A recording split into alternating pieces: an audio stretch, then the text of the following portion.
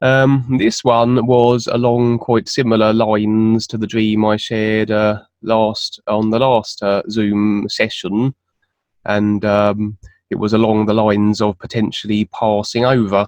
And on that dream, Dwayne said to me how I am always, as we all are, the decider of what happens in our lives. And so despite the impressions and the demonstrations that we receive from wherever sources we receive them from, we always have the final decision as to what we actually do.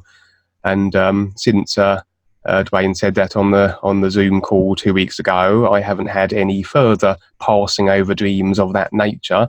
But this one, as I said, was one that I had along with that dream, which happened prior to that Zoom. So I will share it here anyway, because I thought it was quite fun. Okay then. In this dream, I was in the woods at night with a friend or two. I could not identify them, but they were known to me. We were trying to erect our tents and seemed unable. We were also trying to get a fire started with the same lack of success. And if that wasn't enough, it started to rain.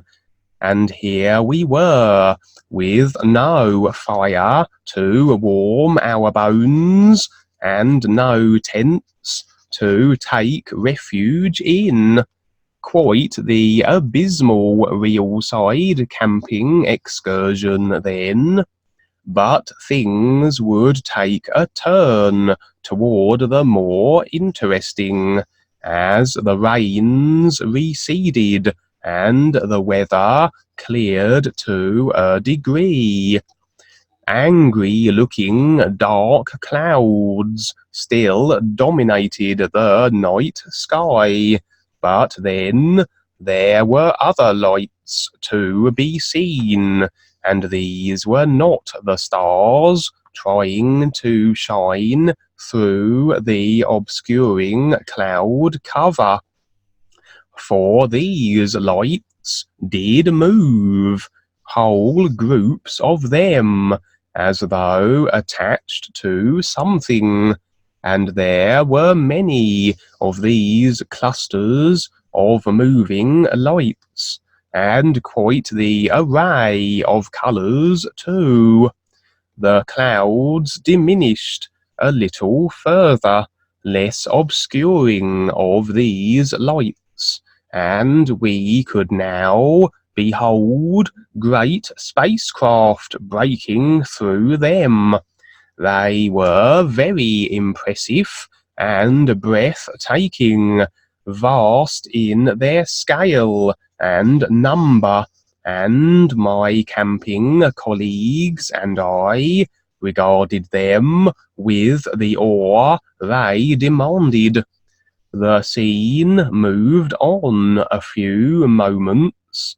The ships must have landed in the interlude. The occupants disembarked, for now they were among my friends and I.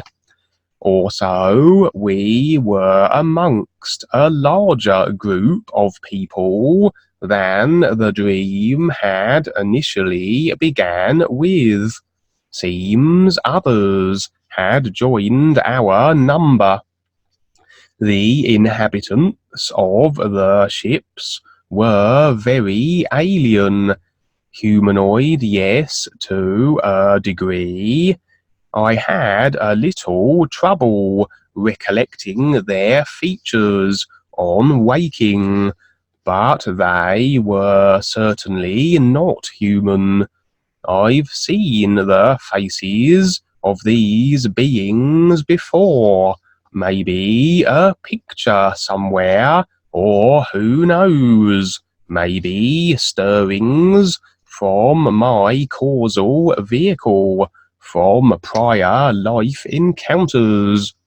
They were also telepathic, and this is how we would converse with them. Well, we were speaking with words, but their responses we would receive in our minds. The impression I had were that these beings were of a benign nature and character, and at this time also I was joined by Gwen, my mother. It seemed we were all being invited to step aboard the landed ships and accompany the alien folk. Gwen was eager enough to do this, and well, who couldn't pass up the opportunity for a little space flight and galactic sightseeing? I was up for the offer too. As I said, I sensed no malice or deception, and this encouraged my decision. The aliens were, it seems, bringing to people's attention some of the ailments they had, and it seemed our group had afflictions of a nature that would soon cause us to pass onto the next position, to transition from the physical. Both Gwen and I had apparently heart-related conditions that very shortly would have us transitioning. Interestingly, they communicated with us in such a way that suggested they were connected to us, that we were somehow intrinsically linked, and how whatever skills and abilities we had acquired up till this point had been assisted by their guiding hands. Then the dream ended. Firstly, the detail of not always recognizing who our associates and friends are, but knowing that they are so, is fairly common an occurrence. In our everyday physical lives, we tend not consider those we know. We simply do, and that is enough. And on the real side, it's more impressions and recognition that identifies people more so than our physical senses.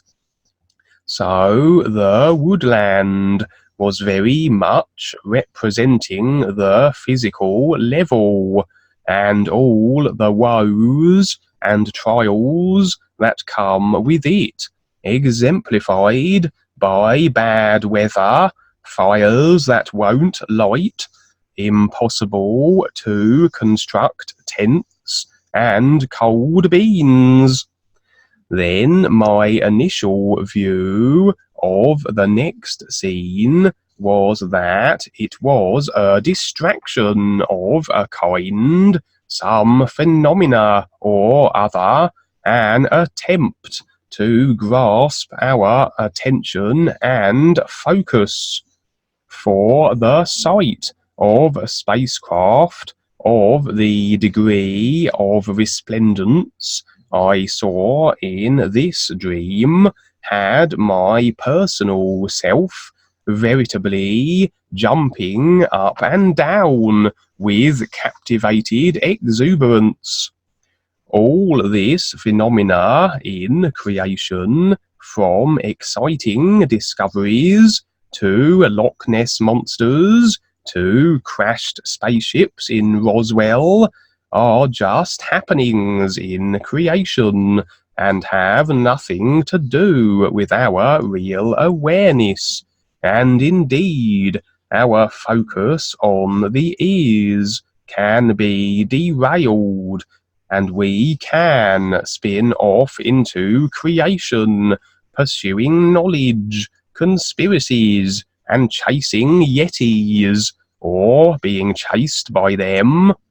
Also, the dark forces can set up events like this very kind to seduce us, glean our agreements, and attach some restricting tap lines, or the influence, knowing what it is that we individually find enticing, may have a hand in setting up some of these experiences for the same reason: distraction, disconnecting from awareness, agreement, and taplining. But then the aliens who emerged seemed to be benign.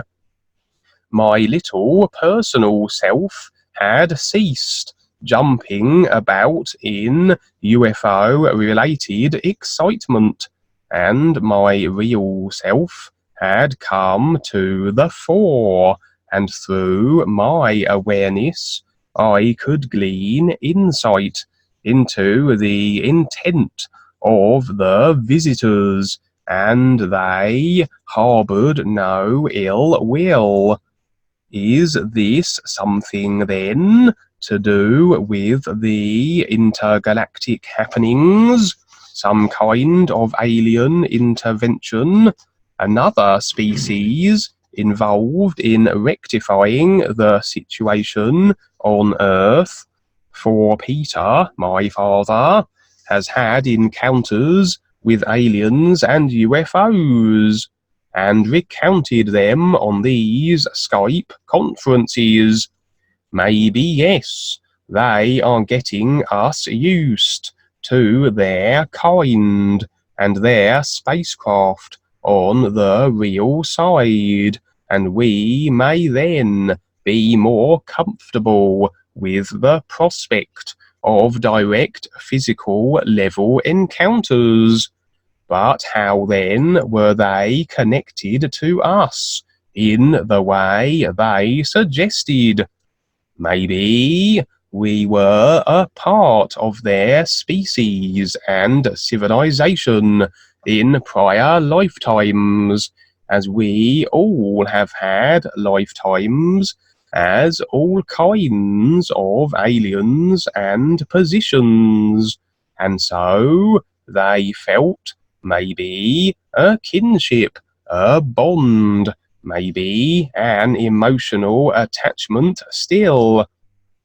Something to perhaps be wary of, as innocent as their intentions may be.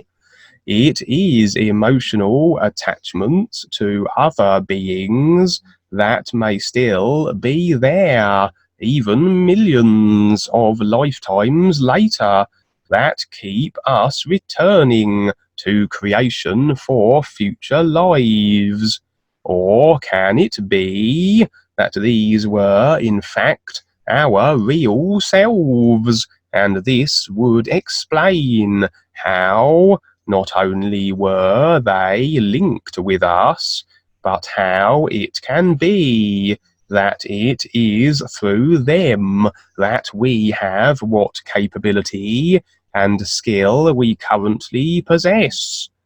Connection to the real self through awareness that leads us inexorably on our journeys to recognize the is, and draws us on through all the experiences we have to that end, and the abilities we pick up along the way, that we would not have had should we have failed to connect to our real selves. Maybe then the whole demonstration was that of preparation for passing over, the transition from the physical to our next position. The woodlands, the physical level, the spaceships representing the transitional passing over, and the aliens are our real selves, who are managing through the degree of awareness that connects us to them where we go to next. For yes, I have had real side dreams that suggest I am in poorer physical health than I realise. Communications with Rebazar and Dwayne on the real side in this regard. So all these people are possibly then those who have made the connection to the true reality, are on their journeys, and are perhaps at a state of physical being where they must pass on. The possibility that the aliens were guides did occur, and maybe they were preparing to take new students across to their next position, rather than have the fate dictated to by the lords of karma that those who hadn't made the real connection can expect. And I would add an additional part to that, simply saying that, as Dwayne said, we are all the deciders of everything that happens in our lives. And so, even though I had that dream and all the impressions, and including the other dream that was in a similar vein, I would therefore go on to suggest that I will decide that I will remain and not pass over after all, and continue on with my process of real awareness in this physical vehicle and in this current life position. That's the end of that one. Excellent, Kevin. That was very good. And that's why you were given these experiences, because you have the courage to share them. It's just that simple.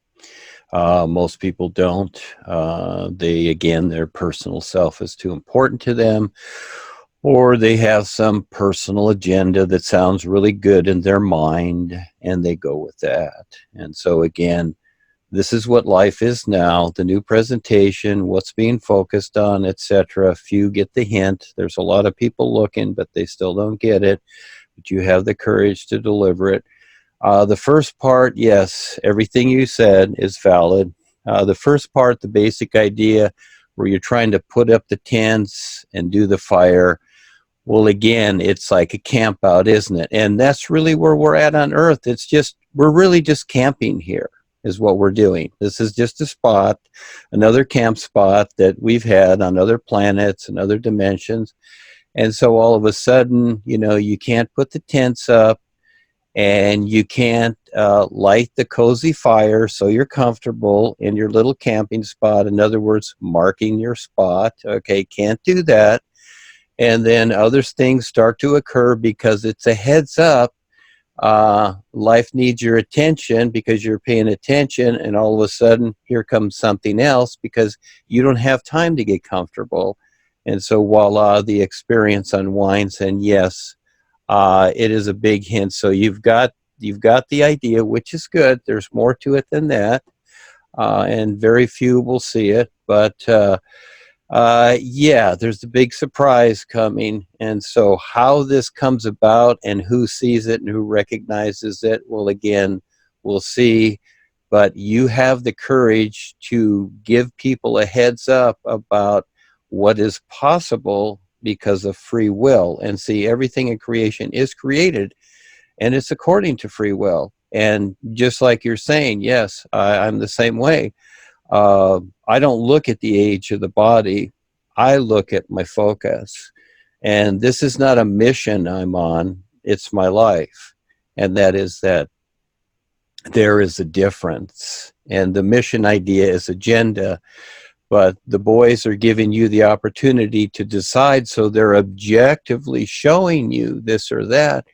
but you decide. It's your choice. And I've experienced people where, they decided to leave, and they didn't have to. They could have done more. And it was actually shown that they committed suicide by the very fact that it's not that they killed themselves. It's just that they didn't have the courage to face what's taking place now and take part in it, because they didn't take on the challenge. And this is what it is in creation. It's hell and high water. That's just how it is. And so this is why most people are into religion and praying to gods, because they want it done for them, and they've got their comfy personal life thinking that there's a la la land here. No, you're in the prison yard. This is human farming. That's it. There is no la la land here. But the reality is the recognition of this true reality, the isness, is exceptional, more so than you can even imagine. But you got to want to see it. So lucky you.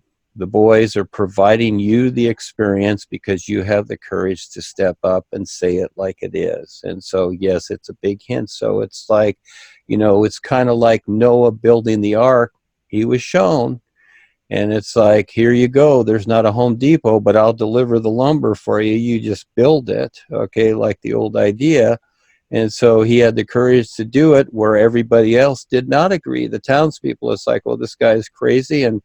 And they were bored. So it's like, well, let's just go out there and destroy it. Okay, so this is how bored people get. So again, yes, this is why most people are afraid to approach this. They'll read it, they'll see things and that I've written and presented, or Paul or whatever, but this is the new nowness now. It's not Paul's time anymore. It's this right now. This is it. This is what life is.